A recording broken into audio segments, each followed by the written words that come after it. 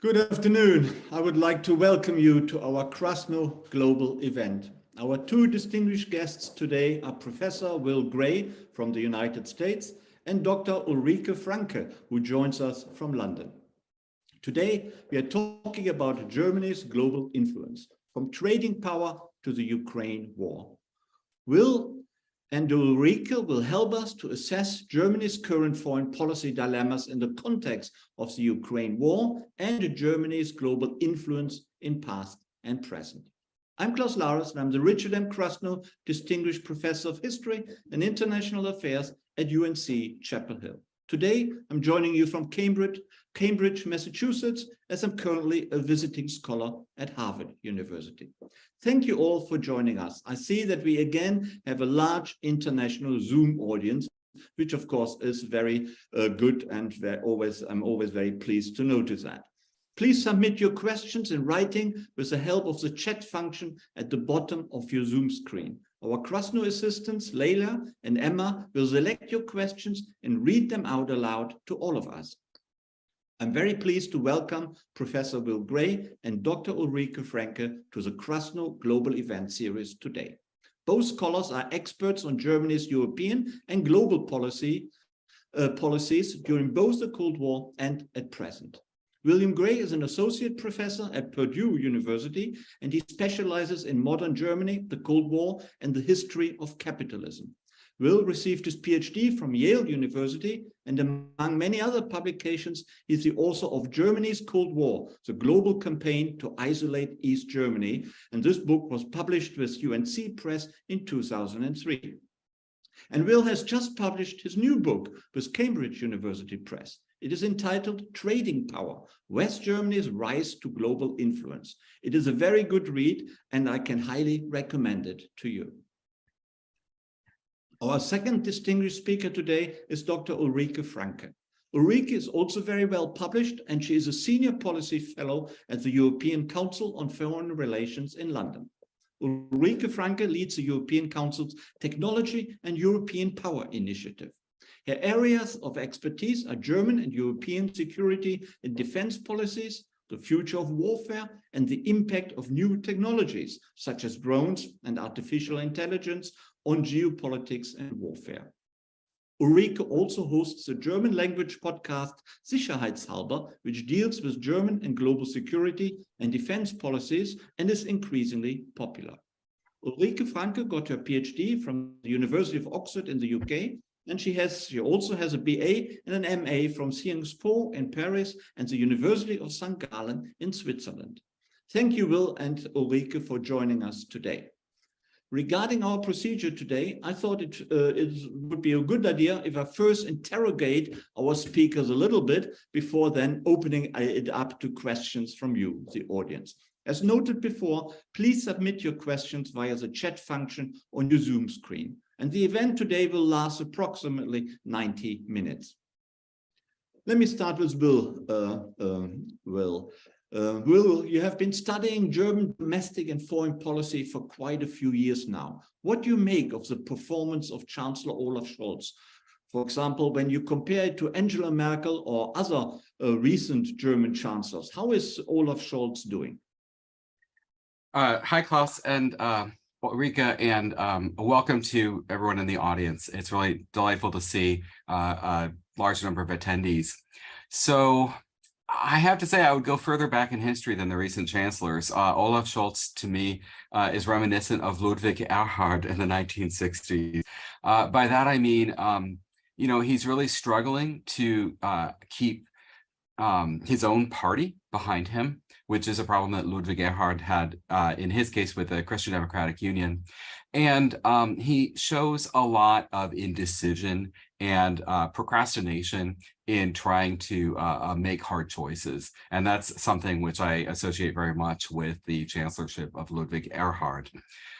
So it's quite a contrast to Angela Merkel, who ran a very disciplined chancellor's office. And who was much more successful, I think, in aligning her coalition behind her. That being said, what Scholz is trying to do by running a coalition of three completely different parties is unprecedented. And I think that one has to bear in mind that the the higher level of difficulty of what he needs to do. Furthermore, no chancellor since 1945 has faced this kind of military scenario. So, you know, I don't think he's doing a great job. On the other hand, the context is very challenging. Thanks, Will. That's most interesting. Ulrike, can I ask you the same question? Would you agree with Will that Scholz's performance is not all that convincing, or are you more optimistic about what he is doing? Yeah, I must admit I'm not very impressed by Olaf Scholz's performance so far. I mean, as Will has alluded to, this is a really difficult situation, both just kind of domestically speaking with the three-party coalition and just lots of challenges also domestically, and then of course internationally it's an unprecedented situation. I mean, compared to Angela Merkel, it seems to me that with regard to his style and his demeanor and his kind of whole approach to politics, he's not that different from Angela Merkel. I mean, in a way, he literally campaigned despite him being, you know, him being from the Social Democrats, Angela Merkel being from the Christian Democrats, so the two big parties, if you like, in the German system, so the two competitors throughout the post-war years, he still ran a campaign that basically said, you know, I am similar in character to Angela Merkel, which I thought was quite interesting. And I think this does show, because he's not flashy, he's not he thinks about things for a long time, he's not fast. I mean, he's kind of anti-Macron, if you like, in European politics. So in terms of style, quite similar to Merkel. However, I kind of feel that internationally he communicates worse than Merkel. I've been really struck, I mean, especially, so I work on security and defense question, and that's mainly what I'm going to refer to this evening. I've been really struck how throughout the war in Ukraine, Germany has actually done largely well. I mean, like, German politics with regard to the war in Ukraine is actually pretty good, I'd say, you know, weapons deliveries and support for Ukraine and bringing Europeans together and all of this. Like I have little to criticize other than the speed of it, which has been too slow at every step of the way, and even more so the communication around it. I mean, somehow this government, and I want to say this chancellor, has managed to communicate Germany's politics so badly that Germany has almost become that most countries, that the countries see Germany most critically, and which really doesn't seem fair if you look at, you know, the actual things that are being done. So in terms of, yeah, political communication, I give really bad grades. And just a kind of last sentence, I mean, what's interesting to me is like, Angela Merkel, of course, was in power for 16 years, and while I thought that overall she was rather good, she was definitely a chancellor who didn't care a lot about security and particularly defense questions, like defense and military and all of this. This is something Germans don't generally care about a lot anyway, and Merkel was very much in line with this, so she never really talked about the Bundeswehr, never really showed a real interest, and that also reflected on what happened to the Bundeswehr. And Olaf Scholz is interesting because, you know, now of course he has to care. I don't think that he would have, yeah, like he was planning to spend that much time on all things military and defense and the Bundeswehr and spend 100 billion on it and all of this. So he was kind of pushed into it, and that's an interesting dynamic that we're seeing at the moment. So yeah, it's definitely a very, very difficult situation, and therefore very tricky to criticize it. But I think at least on political communication and kind of speed on the kind of politics with a small p internationally or in Europe speaking, I haven't been too happy with him.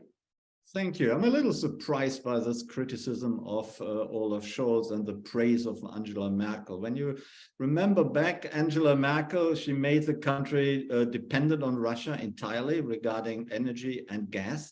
She continued working on Nord Stream 2 in particular, which now is really the bogey thing which shouldn't have been done. She ran down the Bundeswehr, didn't put any money into security, in German security and defense policies, but you still praise her, while Olaf Scholz really hasn't done that much wrong. He may be low profile, but would the German people really like a Rambo in the chancellery, someone like Gerhard Schröder, who was much more glamorous and outspoken? No, but I neither praised Angela Merkel nor would I say that. I mean, Olaf Scholz, again, what he did wrong is political communication. Like, it's really and I work a lot on kind of European politics and speak to kind of European context, and I find it really striking how negatively Germany has been seen basically since the beginning of the war, despite everything that this government has done and is doing. So again, that's, I would say, his fault. I wouldn't praise Merkel. Like, that was, as I was saying, like, she was equally dismissive of security and not equally, she was dismissive of security and defense question for 16 years. She didn't talk about it. That's what I said. So yeah, and I mean, the Nord Stream stuff, if we want to get into this, yeah, I wouldn't at this point. Obviously, she's been criticized a lot for her international politics, but on this point of political communication that I was making, she was better. She, was better in the European realm. I have no idea whether she would have managed the war in Ukraine better, but yeah. Thanks very much. We will come back to the Ukraine war and probably also to Angela Merkel. But let me turn to Will again. Will, you have just published a new book, Trading Power. Tell us about the essence of the book. Why should we read the book and enjoy the book? Is Germany indeed a mere trading power, or has it developed since the 1950s and 1960s? Tell us all about it. All right. Well, this is a 2-minute version. It's actually quite sketchy because I thought that for the purposes of today's discussion, it would make more sense to draw general themes rather than, I can assure you, with 500 pages and 14 chapters, I can't give you a blow by blow, not within the allotted time. But so the title of the book is actually a bit of a play on words, which we academics, I think, seem to fall into a lot these days. What I'm talking about is a trade-off, really, one kind of power giving way to another. In the 60s and 70s, I argue, West German leaders learned the limits of their military potential. They would not become like Britain and France. They would not have nuclear weapons of their own, nor would they be able to participate in nuclear sharing arrangements. They would have to acknowledge this permanent non-nuclear status by signing the Non-Proliferation Treaty. Furthermore, the Bundeswehr would not participate in out-of-area missions, including UN peacekeeping missions, because first, West Germany's vulnerability as a divided nation, and secondly, because public opinion was highly averse to it. So all in all, a learning process is happening. German elites in 1962-63 don't imagine that they're going to have to fulfill such a limited role militarily, not non-existent, but certainly not commensurate with what they had imagined German capabilities to be. At the same time, West Germans are learning to make use of their economic leverage. They prioritize the maintenance of macroeconomic stability as the basis of German influence. This is a perspective that's articulated very clearly by Ludwig Erhard in 1965. I would refer potential readers to chapter 4 of the book. The stability of West Germany's economy acted as a magnet, drawing demand, heavy demand from Soviet bloc states.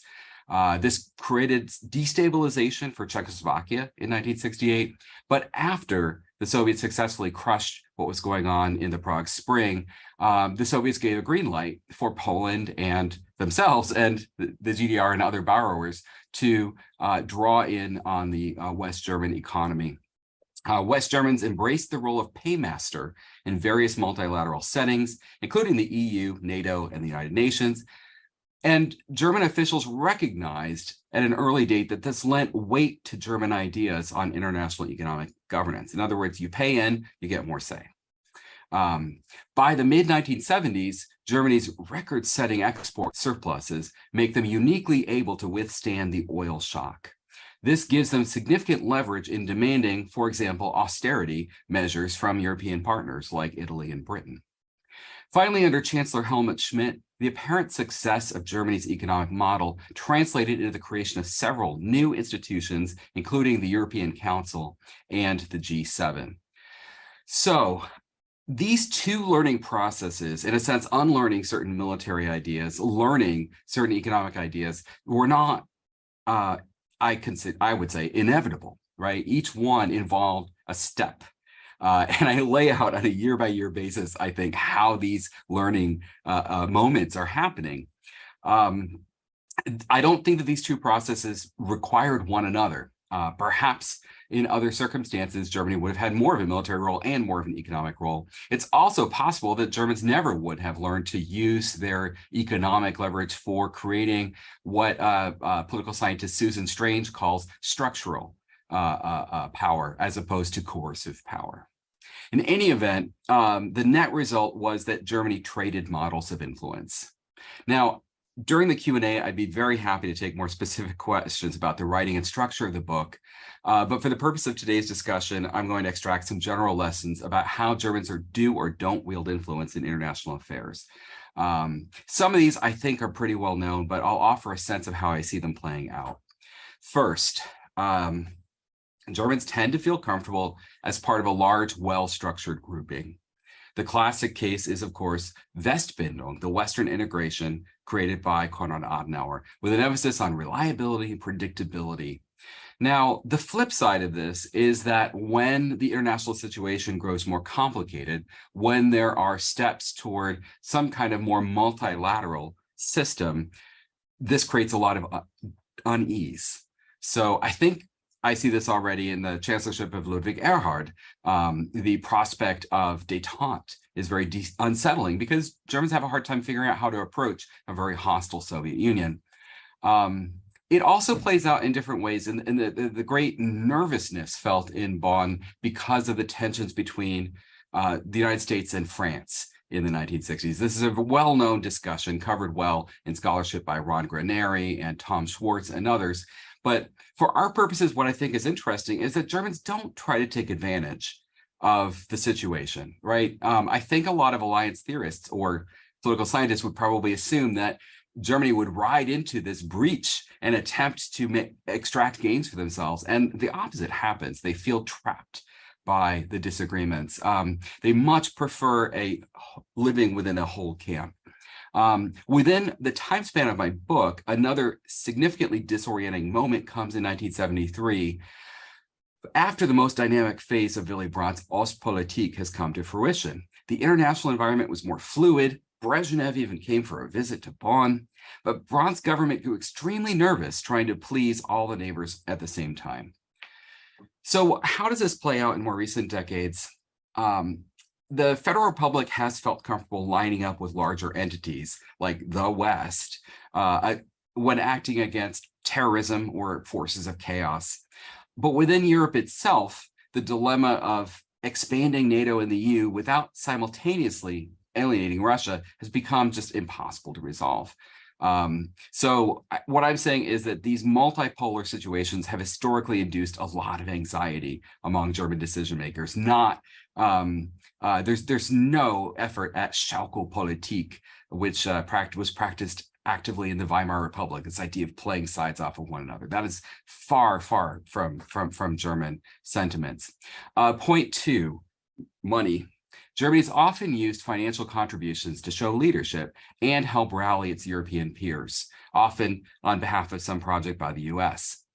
I think a really significant case of this, particularly in contrast with what happened during the Trump years, came in the Nixon era. Nixon is demanding burden sharing. Bonn is quick to pledge additional spending, and then it itself took upon, and basically it volunteered to help solicit contributions from other NATO members. This actually started to work when they rebranded the whole thing as defense improvement. So it didn't seem like payments to Washington, it seemed like just more internal spending. One sees this again in Bonn's constant readiness to be the largest net payer into the budget of the EEC, to get today the EU. I think it's interesting to look at the contrast with Britain. Within 1 year of joining the EEC, the UK was balking at the massive bills created by the Common Agricultural Program, and it demanded renegotiation. But basically, Britain's response was to try and cut down on their obligations, whereas, as I show in the book, in 1966 already, Bonn's State Secretary Klaus Larres is is putting down on paper, listen, if we're the largest net payer, we are going to be able to shape these institutions. And in a lot of ways, I think this plays out quite well. Bonn helps to pay the costs of European monetary cooperation in the 70s in a different way by frequently letting its currency rise with respect to its European partners. Can I just interrupt you? But did that Sure. not have something to do with the German guilt because of the Second World War and the Holocaust, and also that the German economy was simply more productive than the British economy? So are there factors at play which the British would have ignored or would have taken into consideration regarding the economy? I certainly think so. Germans find it hard to say no in the long run, which is a separate point I have on my a little schema for you. And that difficulty in saying no, of course, relates to this desire to distance themselves from the impression of being an uncooperative power. But I also think that there's a certain constructive vision which people in Britain seem to lack in terms of what they might want to achieve. The Germans have more positive goals associated with Europe, whereas I think all along for the UK, joining the EU was often just kind of like fear of missing out, you know, and trying to make sure that the EU does, or EEC and then EU, doesn't become something which works against the UK in some way. So they just never really embraced it as a constructive, positive goal in its own right. Maybe that changed a little bit with the British participation in the development of the common market, the 1992 project, right? When the standardization of the European labor market, that was very much something that Britain helped participate in. Okay, so I do want to say one more thing about checkbook diplomacy, which is that it often served the purpose of avoiding tough decisions. This comes up notoriously in the 60s when Bonn is still not recognizing Israel efficiently. It renews, Chancellor Adenauer does this, but Bonn governments follow through on it afterwards, a program called Operation Business Friend. Essentially, it's easier to pay more money to Israel, to keep paying it, rather than to make a difficult decision about diplomatic relations. I think you could say something similar happened in 1991 when Helmut Kohl's government pays massively into the first Gulf War in order to avoid having to make a military contribution.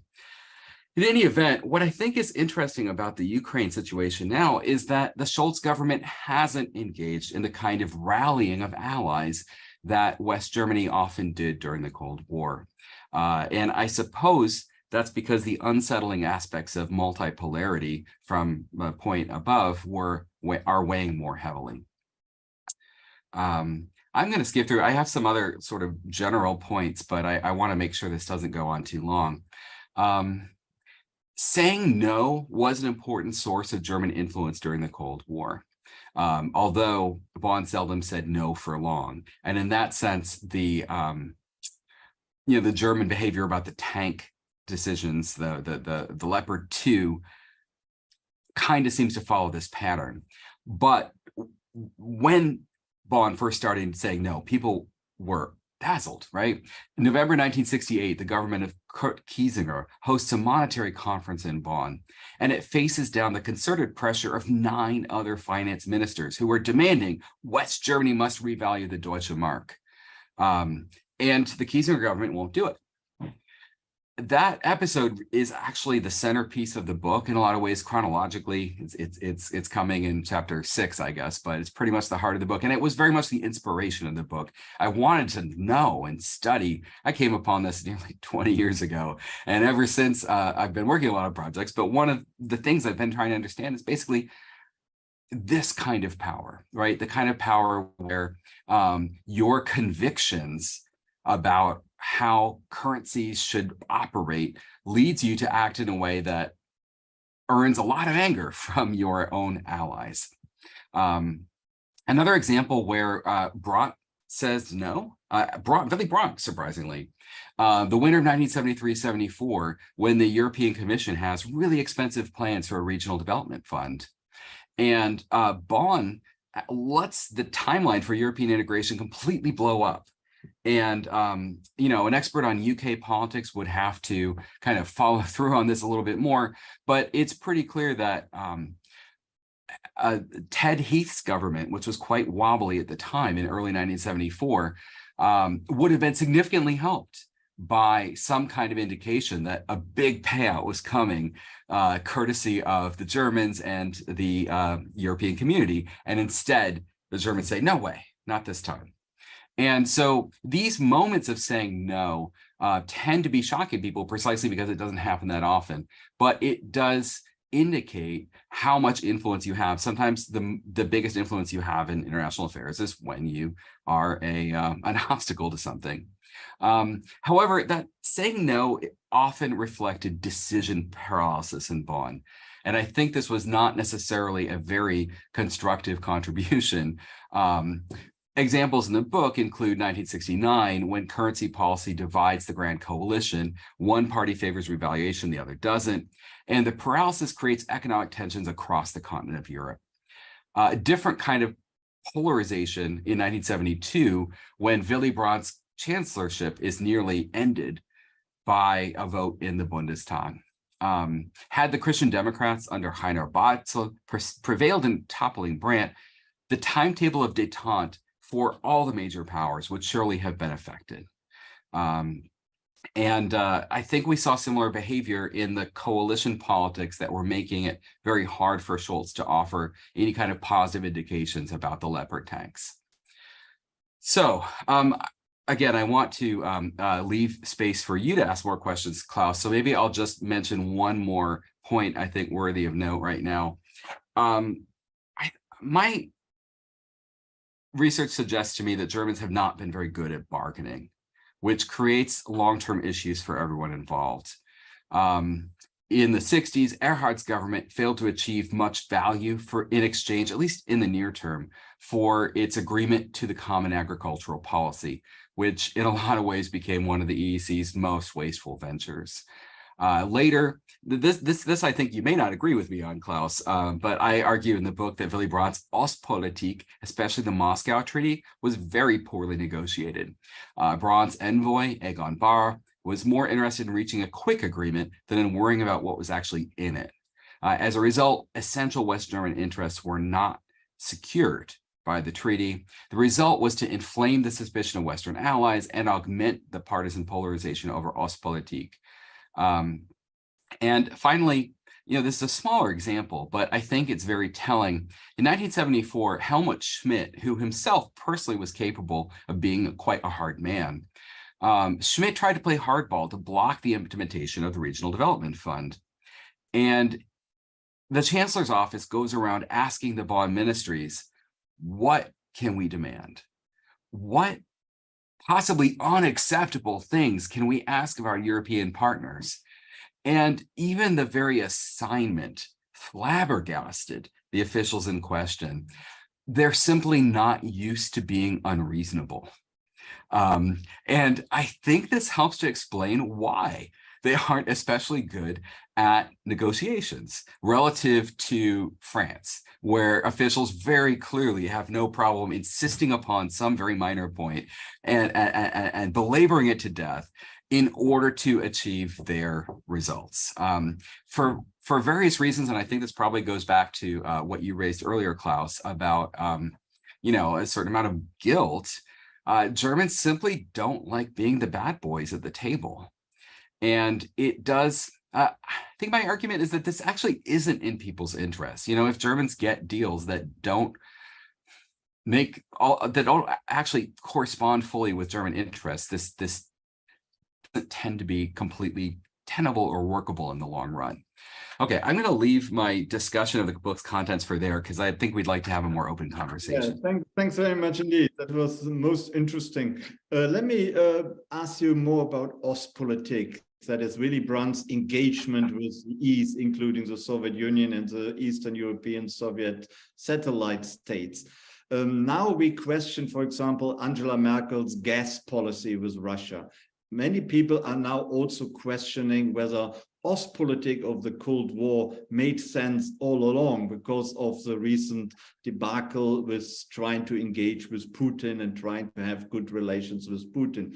Is that really very unhistorical, or would you say there is something in that Ostpolitics, the engagement with the East was a very dubious policy right from the start and should perhaps not have been done? Something had to be done, for sure. I think that Barr and Brandt were right to say that the strategy of isolating East Germany was not working any longer, and that something needed to be done to build down the hostility of the Soviet bloc.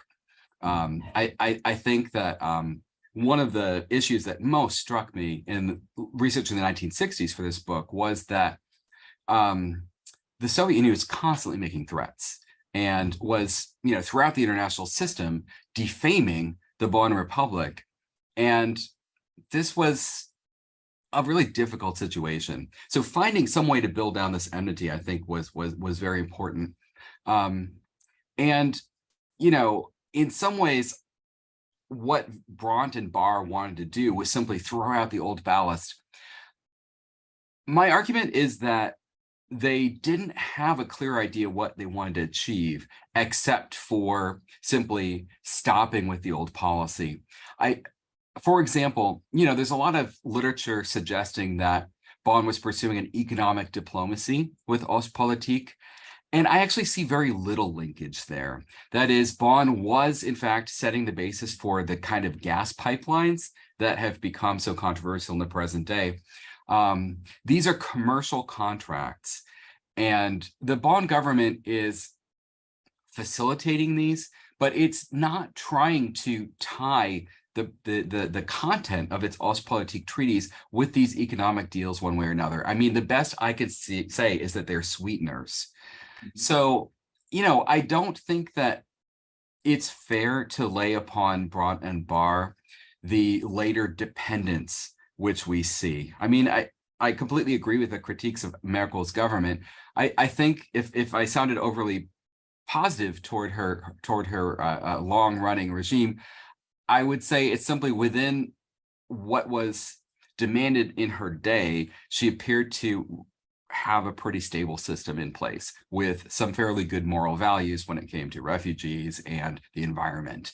But yeah, certainly, any government which reigns for a long time and solves the problems of its time tends to pile on problems of another era, or that will become a problem down the road. So going back to Ostpolitik, I don't think the first step was a mistake. I think it could have been handled more effectively. And one wishes that there had been a more concrete idea about how to achieve some kind of gains for inter-German communication as a result of Ostpolitik. That was supposedly the goal, but the East Germans successfully thwarted that all over and over again in the 1970s and 1980s.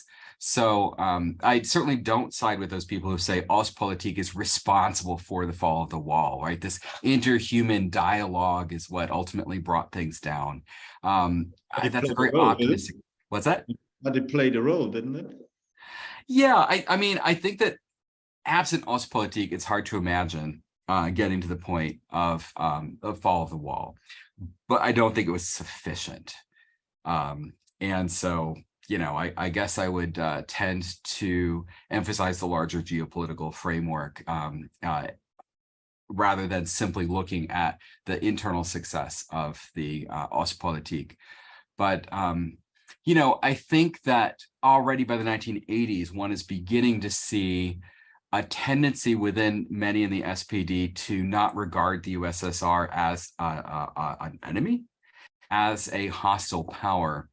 And I think that the generation that came forward thinking in those ways, kind of certainly rejecting the Ronald Reagan re-upping of the Cold War in the 1980s, I think those are people who are very easily convinced that deepening our relationship with Russia will produce good results. And clearly that was a step too far.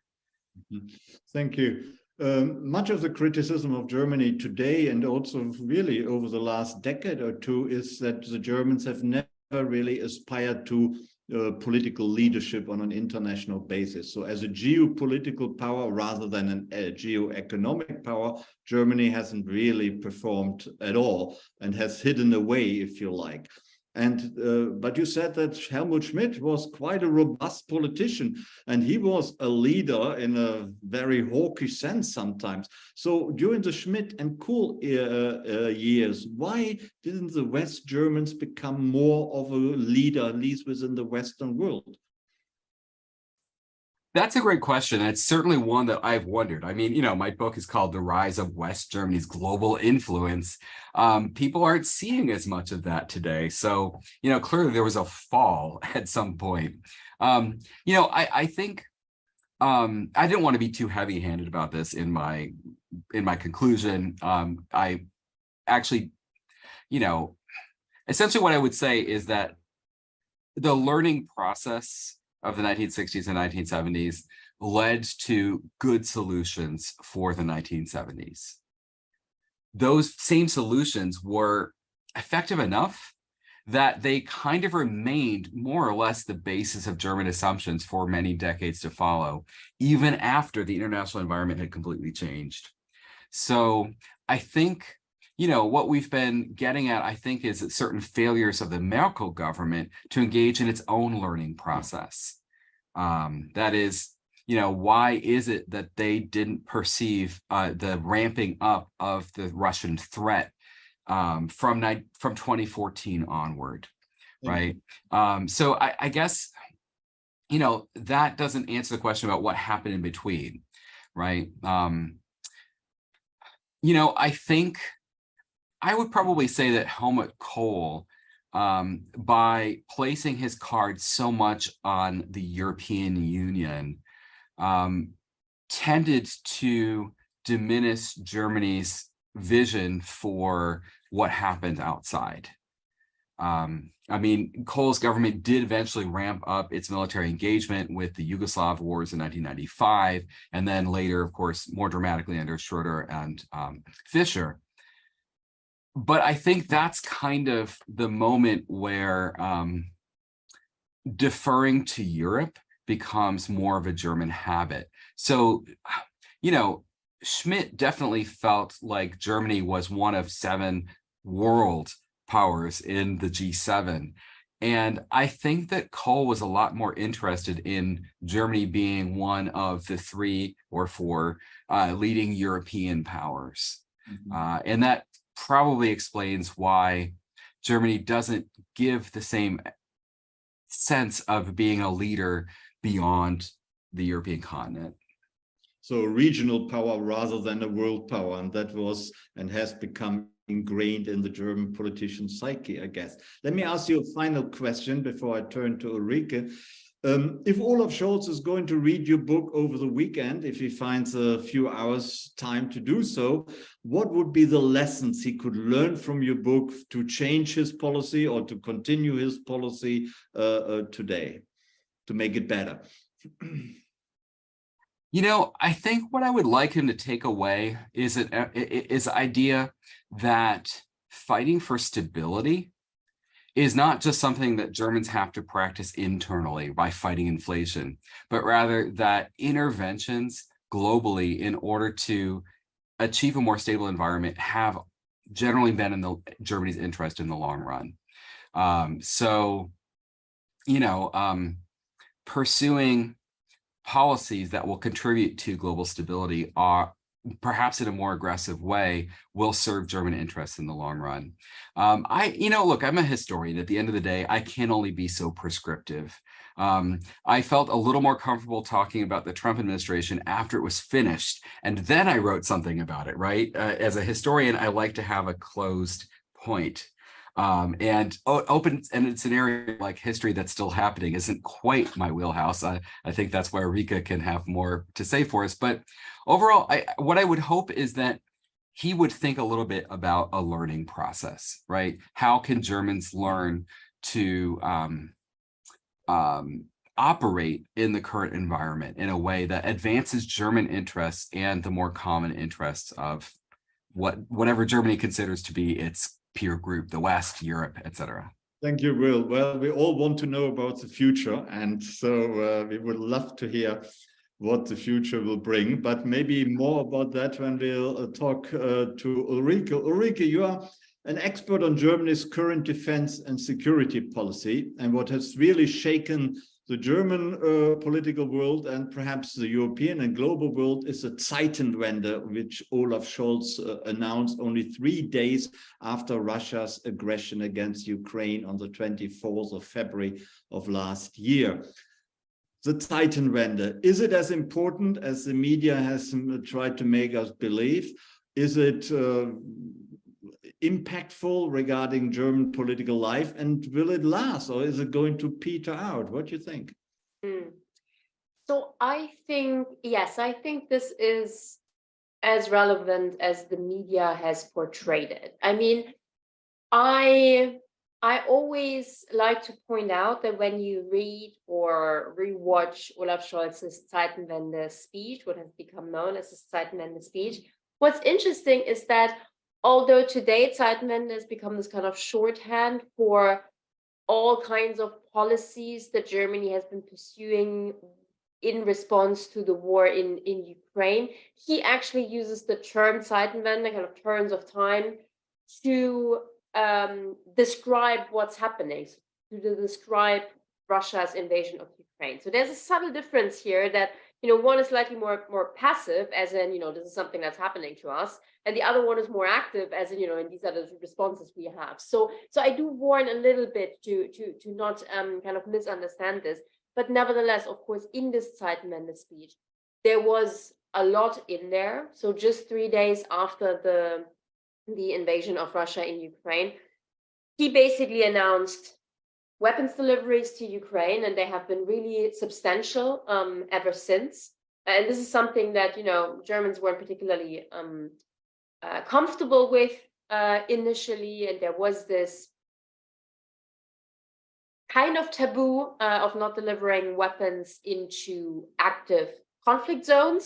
Now, the rule was always that you can very well do this if this is a war where one side is defending itself against illegal aggression, which this very much is. So this wasn't breaking a rule or anything, but nevertheless, this is quite important. And importantly for the security and the defense realm, the Zeitenwende also includes the financing or the special fund of 100 billion to be spent on rebuilding the Bundeswehr, so the German armed forces. And that's quite something, right? So 100 billion over 5 years extra. I mean, kind of, in addition to the defense budget that was already agreed on, the willingness or the announcement that Germany would indeed reach the 2% goal, so spending 2% of its GDP on security and defense, which is something it kind of had signed up to 2014 already with other NATO partners, but yeah,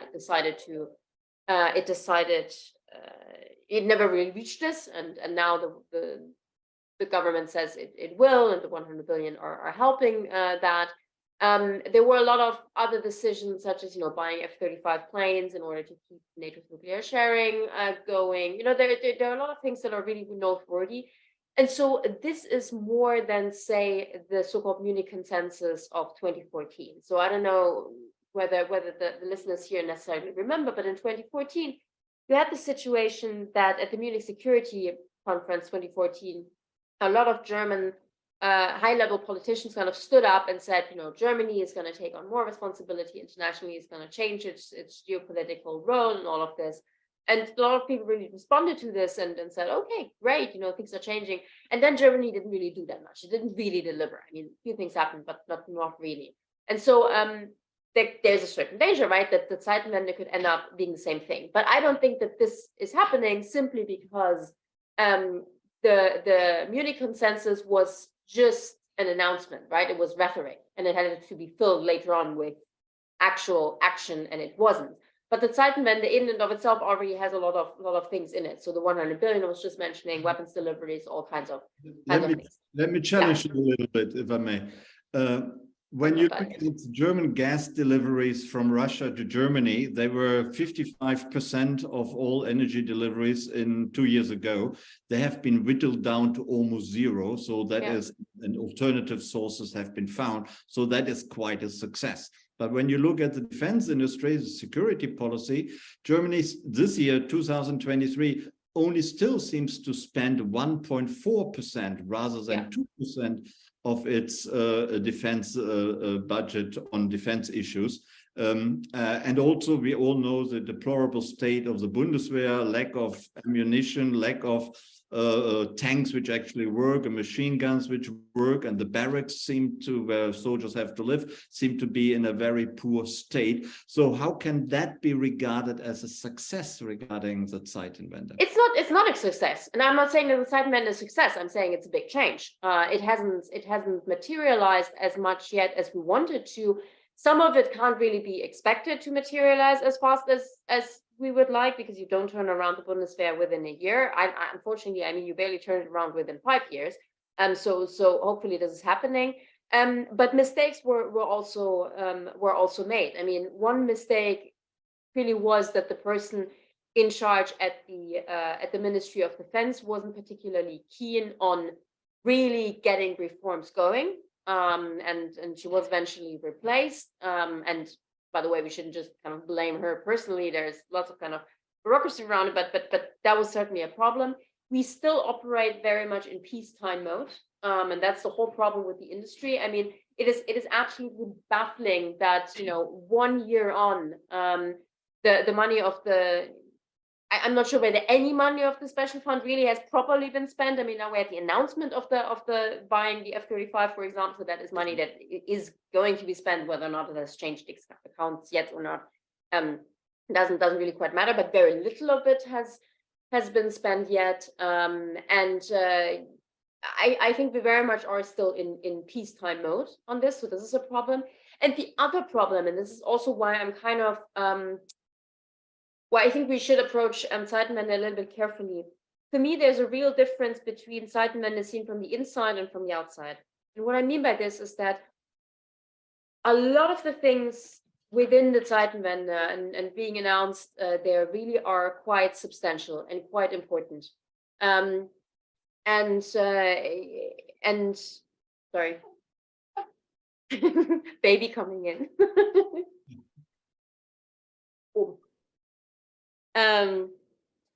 So a lot of the Zeitenwende the Zeitenwende things are quite substantial seen from the inside.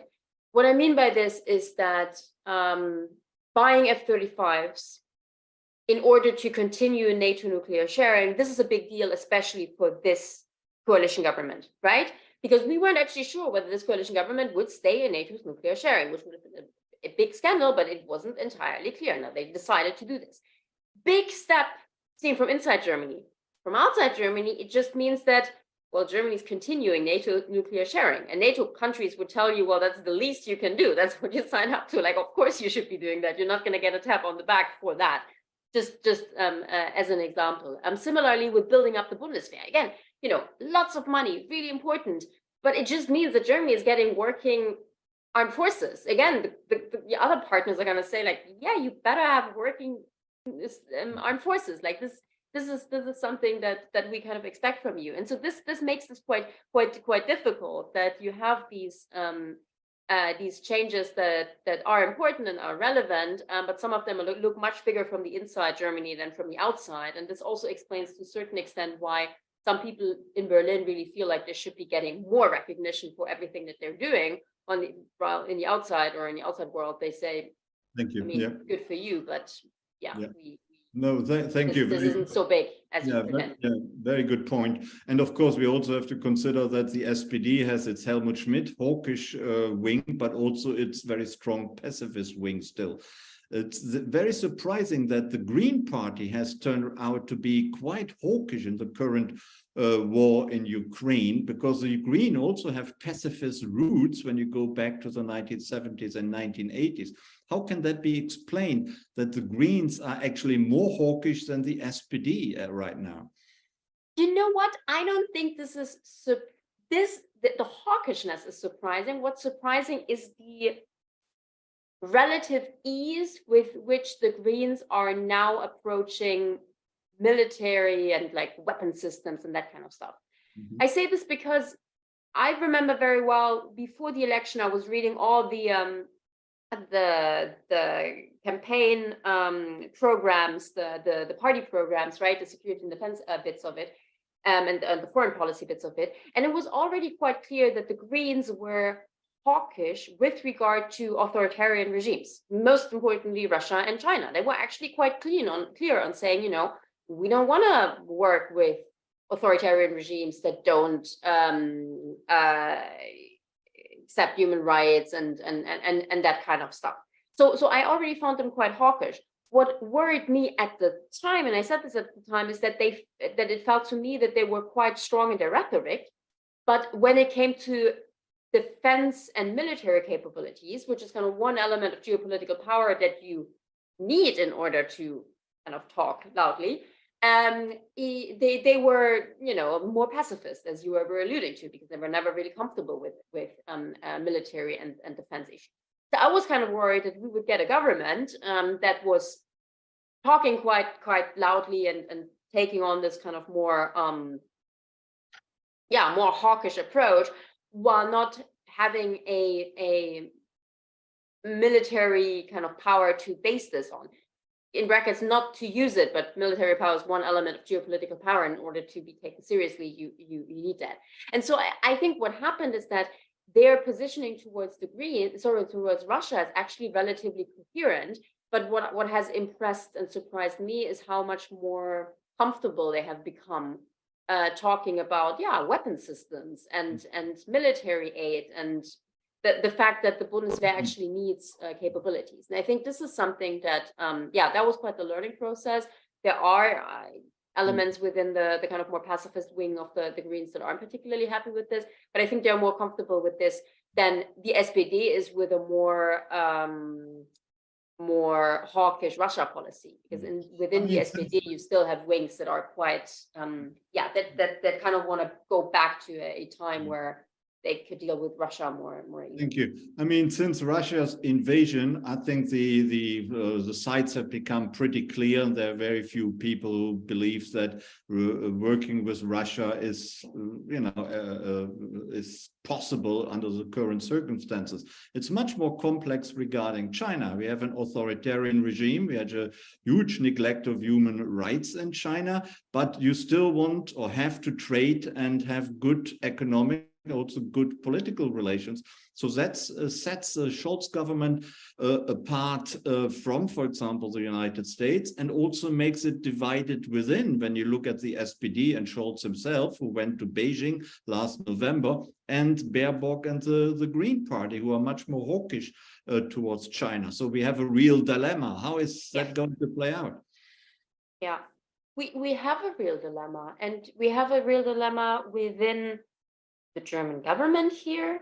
We have a real dilemma within Europe, the EU, and European partners, and we have a real dilemma within the transatlantic relationship here, because it is this is difficult, and there are kind of understandable arguments on both sides, if you like. If the sides are, either being much more critical and, if you like, aggressive towards China, and being much more with the US approach of saying, China is the main competitor and we need to, decouple and all of this. And the other side of the people saying, like, this might become a self-fulfilling prophecy on the one hand, if you start not creating a conflict, but if you start kind of fueling a conflict, you're going to get a conflict more quickly, at least. But also we have interests, and these are economic interests with regard to China, that you just can't discard so easily. And that is true. I mean, so Olaf Scholz, even with regard to Russia, where it was much clearer, I mean, they started a war of aggression in Europe, like that's pretty bad. It was very clear that Olaf Scholz, especially in the first months of the war on the energy policy, really was trying to kind of balance German interests and kind of say, like, yes, there's the geopolitical element of it, which would advise us to immediately break links with Russia and to condemn this in the strongest term and kind of have sanctions on gas and oil, immediately. But there's the economic reality, which is we're really dependent on Russian gas and oil, gas in particularly. And if we shut this down tomorrow, maybe our industry and our economy crumbles. And if that happens, that's really bad for Germany. That's really bad for our geopolitical power in the medium term. And as a chancellor, it is kind of my role to make sure that this doesn't happen. And of course, that wasn't great, and a lot of especially Eastern Europeans criticized him for that. But I think this is how he understood his role as German chancellor, and I find this somewhat understandable. And we have a similar, although much graver situation with regard to China, because Germany, the German car manufacturers, I'm not telling you anything people don't know, but they depend highly on the German market, and the German industry and German economy depends highly on German car manufacturers. And so it is very difficult to kind of just say, yes, because of geopolitical reasons and the transatlantic relationship and all of this, we gotta, have a stronger position towards China and align more with the United States. So I don't have a good answer to this. I mean, there are China specialists that take stronger positions here, but what I'm just saying is that I find it understandable that the German government, and any German government really, is struggling with this, and that there is a really difficult mix of economic interests, kind of certain ideological ideas, and partnerships that make this really difficult. And Germany is working on the China strategy. I mean, we shouldn't expect too much from a piece of paper. It's not gonna say that much, but this is definitely something that we're working on. And kind of final sentence, I do believe that the war in Ukraine and how the relationship with Russia has developed has really woken up a lot of people to the problem that Germany faces with regard to China. How it will respond to that, again, really difficult to predict, but we have definitely realized that this is a problem, that you can't just see a kind of big authoritarian power in the world as someone, as an economic partner and not care about the rest. That doesn't work. And so this is the big challenge that's coming for Germany, for Europe, and for the transatlantic relationship. We thank you very much. And we will also have to see whether the Ukraine war has woken up the German political scene to become more of a geopolitical leader. So far, we don't really see that, but things can develop, of course. Let's turn to our audience. Let's ask some questions from the audience. Leila, would you ask the first question, please? Yes, of course. Stuart Kaplan wants to know if there's any consensus on who was responsible for the sabotage of the Nord Stream pipeline. And with that, he wants to know if assigning responsibility is important to begin with. I think we need to give that to Ulrike again. I have no intelligence information on that. No, I mean, I'm reading the same New York Times reports that everyone else is reading. I've been the Spiegel investigation. So at this point, they seem to have identified kind of individuals and a ship and things like that. But who these people are, or rather with what intentions exactly and who they're affiliated with, again, I know as much as you all from reading the New York Times. I do believe, sure. I mean, it's important to find out who did it. The question is then, like, what exactly, what impact will this have? I mean, unless there are like kind of huge surprises, I don't think it would have the biggest impact on the policy going forward. But I hope that we'll get some more information on that. Although, quite honestly, I kind of doubt it. I think what we got now is maybe as much as we'll end up getting, but I'm not an intelligence specialist, so. Thanks very much, Ulrike. So the question is, did the Russians do it? Did the Ukrainians do it? Did the Americans do it?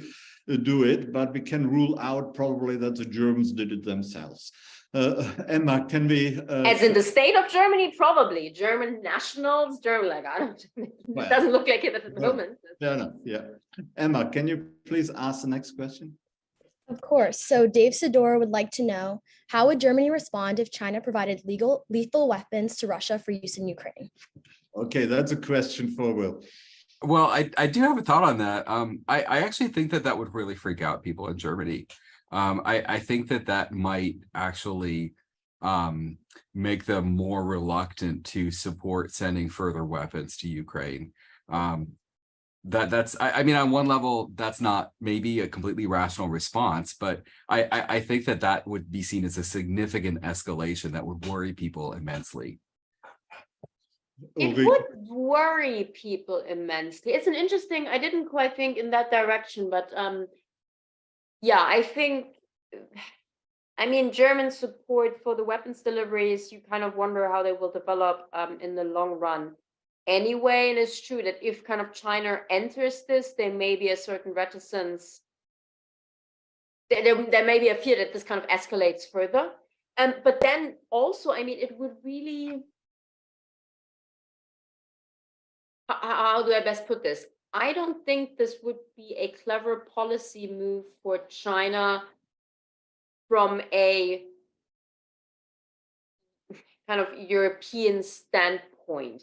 What I mean by that is that if China wants to make sure that Europe isn't kind of turning too negatively towards it, and that it's not aligning too much with the US on the whole kind of decoupling thing, then delivering weapons to the war is a very bad move, because it really puts China in the camp of Russia, which at the moment really isn't seen very positively in Germany. And so I think the so-called peace plan that China put forward, that was a very clever move, because that plays right into the narrative of those who, I mean, want to kind of end the war and also want to see China more positively and all of this. So I think that was really clever, although it really wasn't a peace plan. It just kind of was a list of things the Chinese see and feel. But if China were to deliver, were to support Russia with arms, I think that would tell even more people within Germany that China really isn't a partner, and so they may change their policies accordingly, and that may not necessarily be something that China wants. So tricky. Yeah, thank you. But the Germans will still need the Chinese export market, and there have been rumors that ammunition from China has actually already found its way to Russia. But we will find out more in the near future, I believe. Leila, can you ask the next question? Yes, Lucy Zhang would like to know, to what extent do you think the migrant crisis in 2015 hindered Germany to achieve higher economic and political success? Will. You know, I do think that it was a challenging moment, and Angela Merkel's decision certainly upended European political affairs in a number of ways. First of all, it was a very unilateral move. Secondly, I think it was unsettling to the UK, and I think it played into the anti-immigrant movement there. I certainly wouldn't blame the Brexit outcome on that particular action.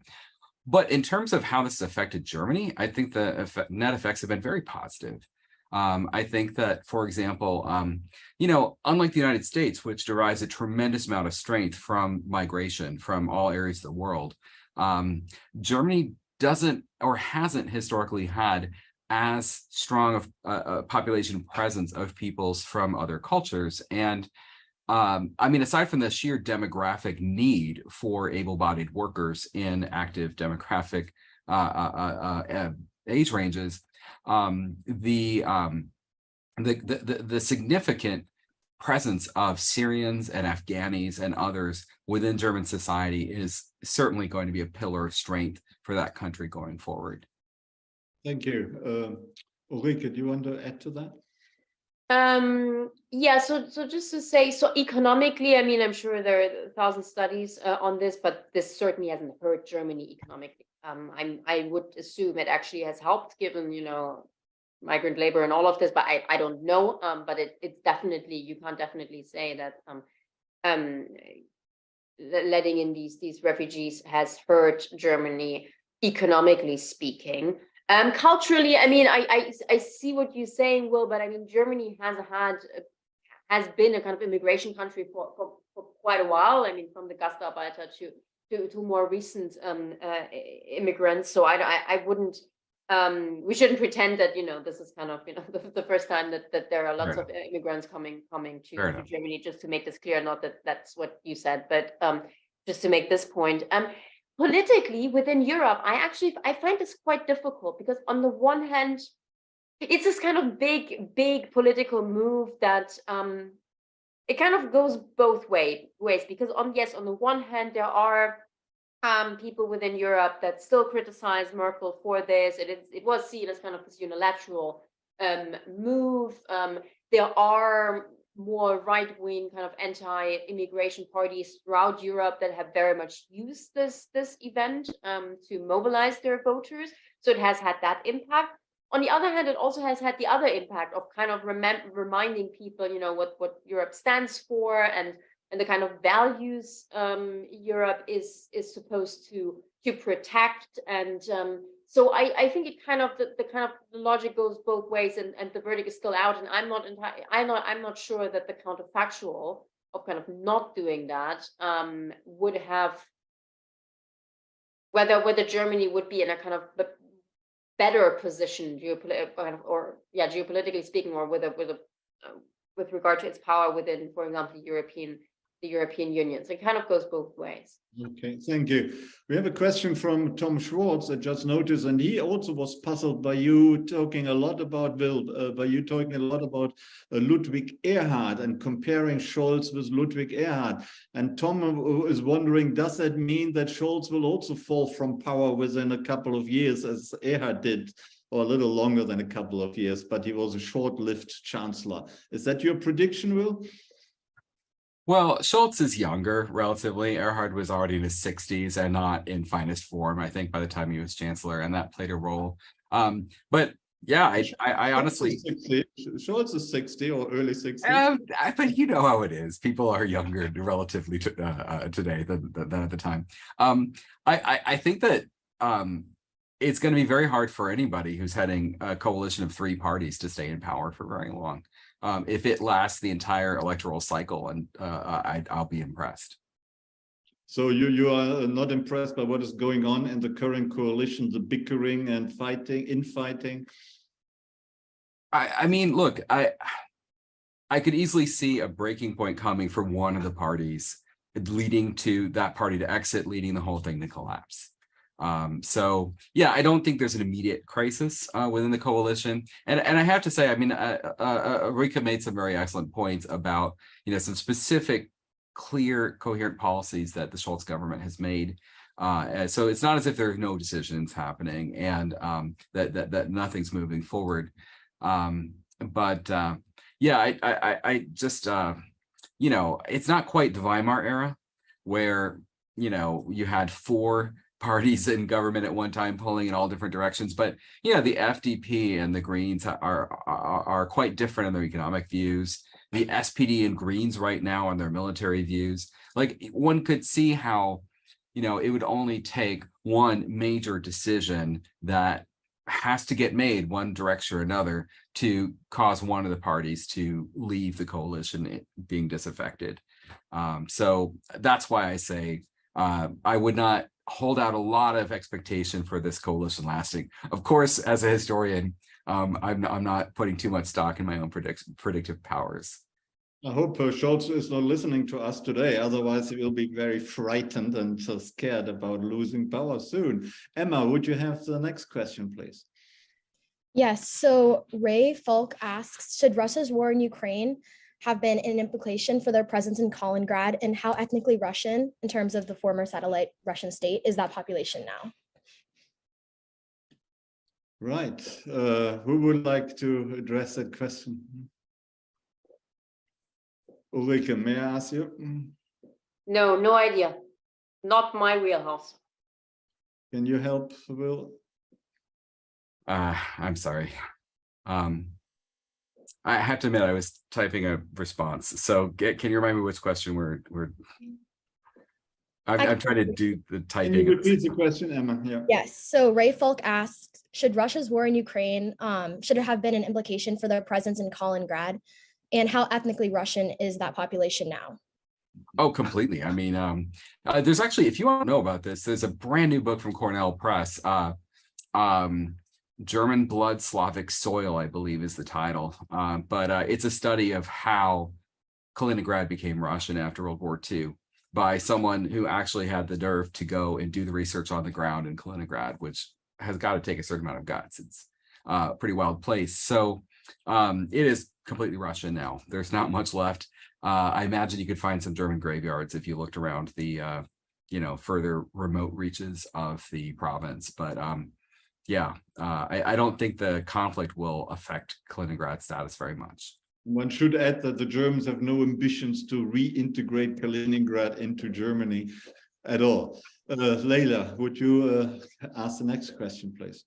Yes, of course. Stuart Kaplan would like to know, is there any support in Germany for the ICC arrest warrant for Vladimir Putin? Ulrike. Yeah, I think so. I must admit, I haven't really been following the reactions to this as much in recent days. But as far as I can say, yes. Whether this is going to have a kind of real impact, I mean, it kind of restricts where Putin can travel to, but wasn't coming to the West anytime soon anyway. There are a few other countries in there as well. But yeah. Will that have consequences for any potential peace negotiations with Putin personally or with Russia in order to settle the war? I don't know. I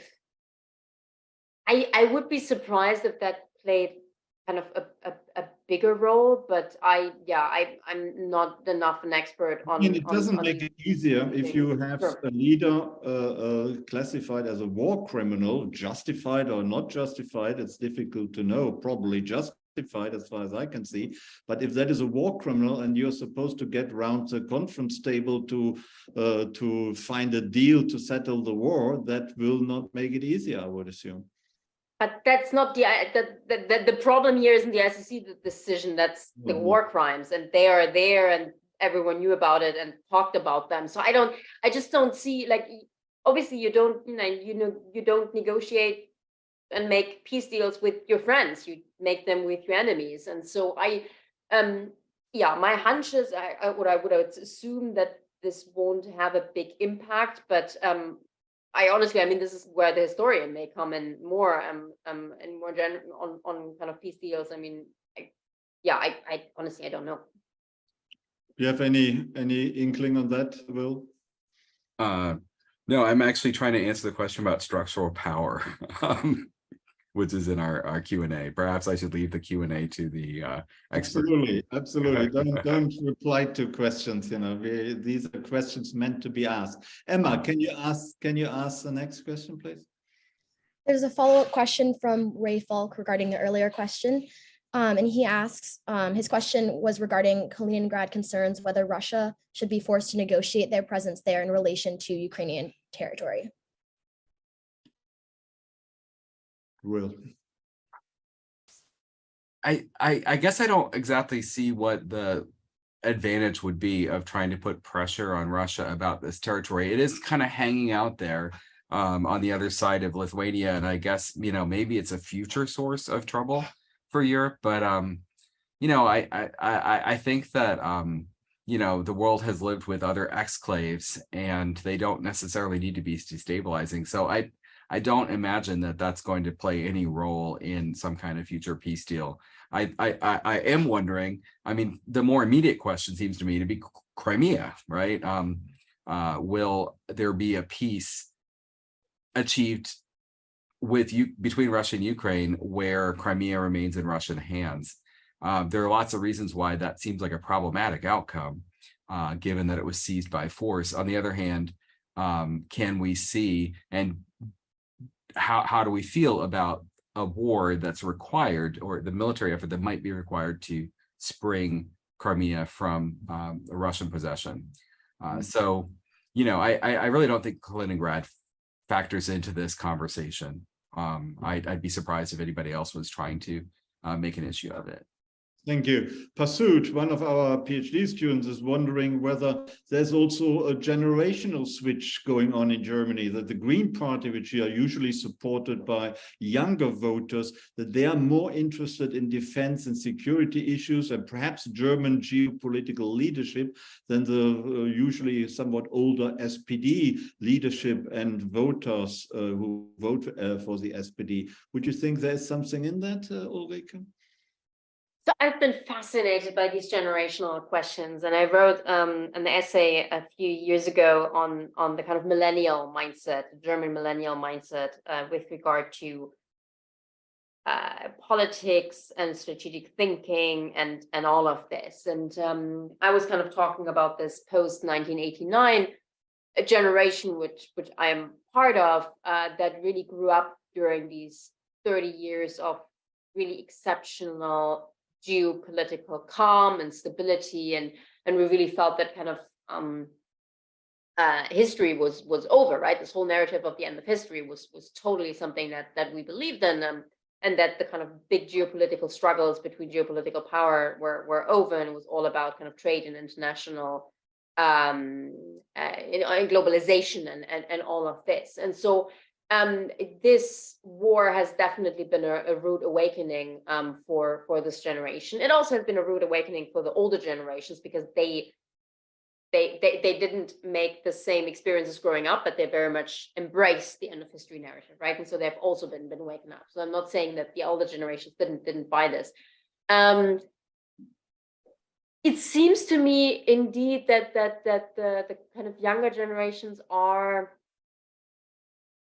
at least willing to see military and defense in a less ideological way. There definitely is the I don't know whether it's the boomer generation, but the kind of slightly older generation, the ones before millennials, that have internalized very much this idea of the military kind of being bad and terrible and something you don't want to touch and you shouldn't be strong in. And I think the next generation, although still skeptical, and although we were kind of believing that the military just wasn't needed anymore, we don't have this immediate reaction of it than older generations have. And maybe that explains a little bit why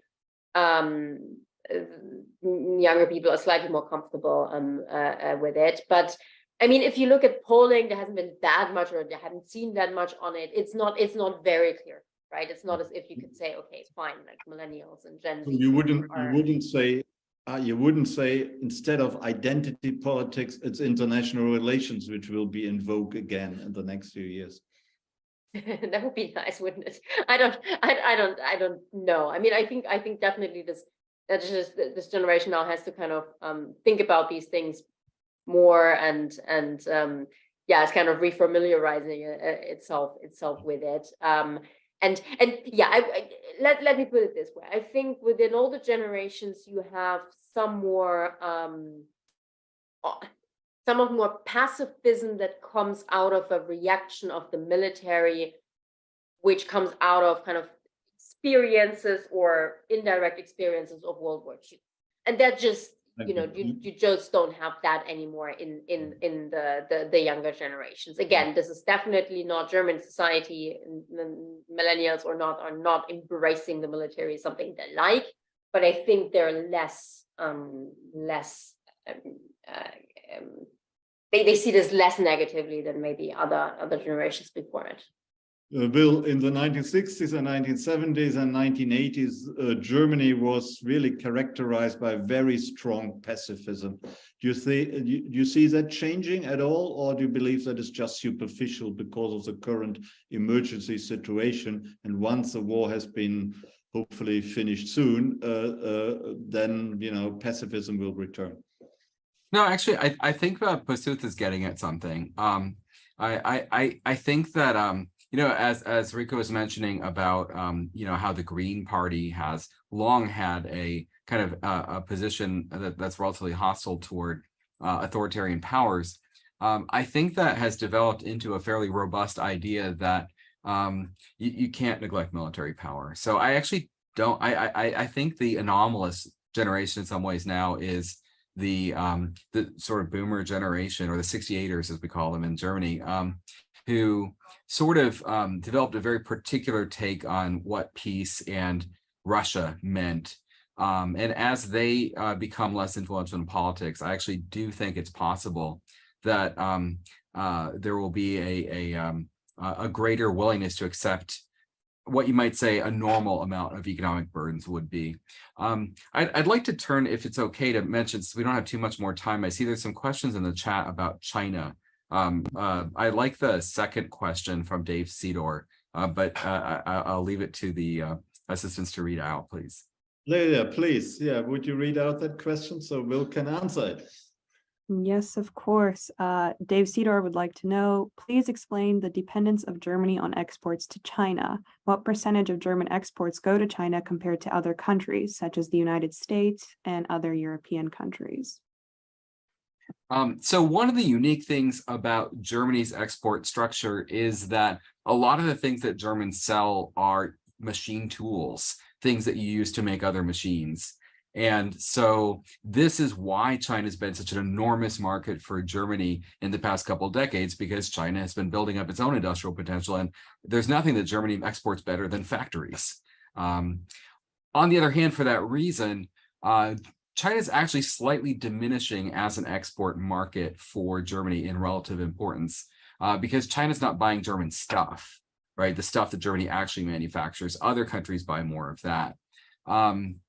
What Germany does need from China, however, are those rare earth metals that are hard to come by except from China. And that is one reason why trade between Germany and China is very, very high. And in fact, China still ranks as Germany's most significant economic partner. But you know, I do think, I mean, now that China is making its own automobiles, thanks in big part to Volkswagen's technology, et cetera, I think one can anticipate that there will be less and less demand in China for German products, and especially German, you know, machine making products. Which is really bad news for the German economy. I mean, just everything that Will said is correct. Just one word on the German car manufacturers. So the problem is that the German economy and industry really depends quite a bit on the car industry, because there are so many. So it's companies in and of themselves that are obviously big and important, but also there are a lot of small and medium-sized companies that produce single things for the car industry, right? You know, the little bolt that really is important for the Mercedes or something like that. And the big car manufacturers, I think probably in particular, do depend quite a bit on China as an export market. And so if this goes down substantially, that really has very negative repercussions for the car manufacturers, and then for German industry in general. So that's something people are worried about, and rightly so. Thank you. Do you detect strains in the German-American relationship regarding China above all, Will, but also perhaps regarding the war in Ukraine and relations with Russia? Or? Yeah, you know, I have to admit, when Scholz was first in office, I was hoping that he was a bit more of a hawk on China. I had you know, been looking at U.S. interactions with the Trump administration interacting with the Merkel government, and you know, on a lot of positions, the Trump administration was basically saying, watch out for Huawei, you know, watch out for Chinese companies. They're probably going to be you know, using intelligence operations in a you know, like there's a danger in using Chinese products. And the German response was typically, don't tell us what to do. Don't try and interfere with our own trade. And I think that Germans are more aware now that there is a cost to having Chinese business partners. So it may be that there will be a little less strain on U.S.-German relations over China. Again, Scholz himself seems to have recognized that there's a commonality of interest in the West that, in some ways the democracies do stand for something that's different than whatever it is that China stands for. But that's pretty vague. And, one of the questions in the chat was, what happens if China invades Taiwan? How are Germans going to respond to that?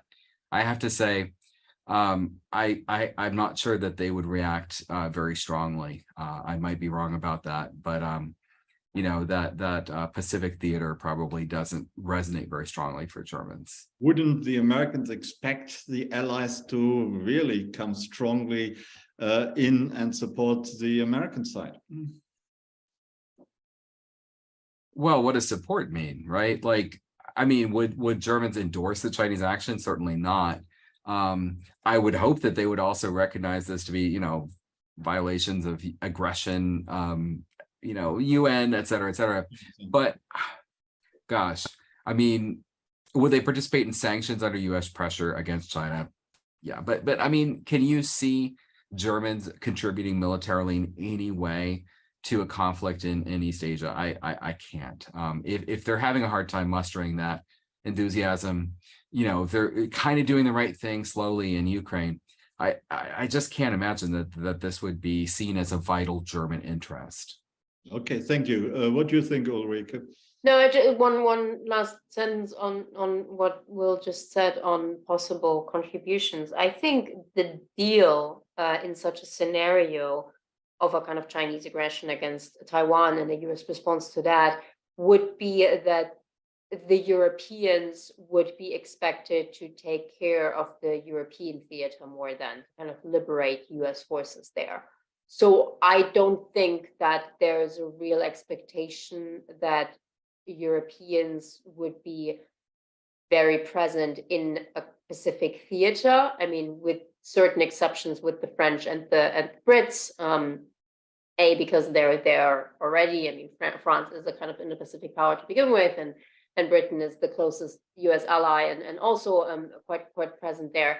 But other than that, the idea is more within NATO and within the transatlantic alliance that the Europeans would allow the US to kind of liberate forces and equipment in the European theater, and so on NATO's eastern flank, so towards Russia. And no one really expects a German frigate in the Indo-Pacific fighting a war being part of a war against China, and also a German frigate wouldn't make any difference whatsoever. So that's not what the military plan is, I think.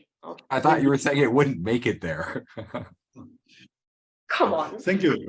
Emma, let's try to squeeze in one final question before I have a final question to our speakers. Of course. Stuart Kaplan asks, are most Germans resigned to see eventual Russian success in seizing the Donbas and Crimea regions, irrespective of their government's public pronouncements? Is there a generational divide in these feelings? I don't think that Germans are resigned to that. No, I think everyone is watching the same kind of the war developing as it is. You have people who always believe that Russia was stronger and so would prevail in the end. The last year hasn't been good to them, but still, it's still a position you can hold. We don't know.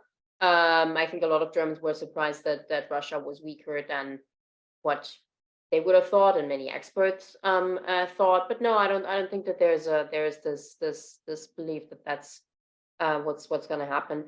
No idea on the generational divide on that, to be honest. I'm not sure whether there's a generational divide on likelihood of success or belief on the likelihood of success of Russian on the Russian aggression. I don't think so. Thank you.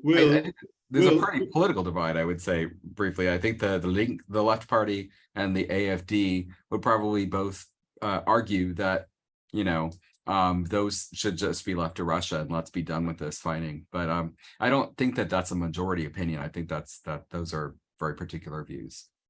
And the Germans are not getting fed up with the war. It's being dragging on too long. It's being too expensive, and just settle and agree on some bad compromise that is not in the pipeline. Yes and no. So far, German public opinion has held up quite well on this. There hasn't been enormous movement. I mean, the big movement in a way was when the first news of the atrocities that Russian soldiers were and are committing in Ukraine. When these news broke, so Bucha and all of that, that really had an impact on German population and German politics. And given that we continue hearing about this, I think, yeah, look, most Germans really feel that cannot stand and should not stand. But sure, I mean, the longer this war goes on, and if it just kind of freezes and nothing is happening, I think there is a danger of losing public support, and not just in Germany, of course, but in Europe more broadly, and most importantly in the US. I think if the US falls, then that's the biggest the biggest concern here, really. But I mean, for now, no, I think there is an overall agreement that we should be helping Ukraine because it's the right thing to do. So morally speaking, and again, here I think the war crimes really do play a role. And then secondly, the kind of more geopolitical point of this cannot stand, and if Russia succeed, what message does this send into the world? This is something that this is a kind of way that Germans haven't really been thinking like a lot, but this is becoming more of a talking point even in the more public discussion. Yeah. But yeah, it can't hold forever. So we'll see. Will, do you agree with that? I do. I don't think that public opinion in Germany is at the risk of suddenly turning against the conflict. I think the resolution of the energy situation has been nearly miraculous, and that really helps explain we didn't have the kind of cold winter that people were fearing, and that if something like that should come about, perhaps the war's popularity would diminish. But I think the most important thing would be if there was a sense that we got to the fall and nothing had really been resolved and it remained a stalemate, people might start to question whether it's realistic that Ukraine can really clear the soil of Russian invaders. But I mean, the military situation doesn't seem to be yet so bogged down that is, yet a concern. And I certainly hope. Towards the end, I always like to ask a question to predict the future, which is, of course, always very difficult. But you predict the future, the future of the Scholz government and the future of Scholz's foreign policy. If you had to predict in a reasonable way, what would your prediction be? I don't think I can say anything more deep than what I already said, which is that I think it's probably not going to last through the term. I might be wrong about that. I feel more comfortable predicting that the Ukraine will emerge from this conflict as a much stronger European power than it would have absent this terrible conflict. But poor old Olaf Scholz will fall from power prematurely. That's your prediction. We will check that out in the future. Ulrike, what is your prediction? So I don't really think that he'll not last this legislative period. I would be surprised if any of the parties toppled this government, because it wouldn't really be in their interest, and there are no good alternatives. And that's what this is all about. But yeah, so I don't think that's likely, but I also have no idea. So who are we to say? In terms of foreign policy, I mean, I think German foreign policy and the kind of German policy in general, like, loves continuity, and we already had so much upheaval right now that I don't think we're going to see any more kind of big swings. They're going to try and keep the ship steady in choppy waters. So again, I also don't expect that the China strategy that's coming is going to be this kind of big swing, but I think the war in Ukraine has taught Germans a little bit about dealing with big authoritarian powers. So there will be changes and nuances, but I don't think there will be big swings. Thank you very much. I would like to thank our two excellent speakers, Ulrike Franke and Will Gray, for a great performance, for enlightening us about what is going on in Germany and indeed in the wider world. Thank you very much indeed for joining us for the Krasno Global Event today. Much appreciated. Thank you to our audience for sticking with us. Quite a large number of people have stuck with us from the beginning to the very end, which is always much appreciated. Our next Krasno event is in April, when we will talk about China and the current situation in China, and of course China's foreign policy.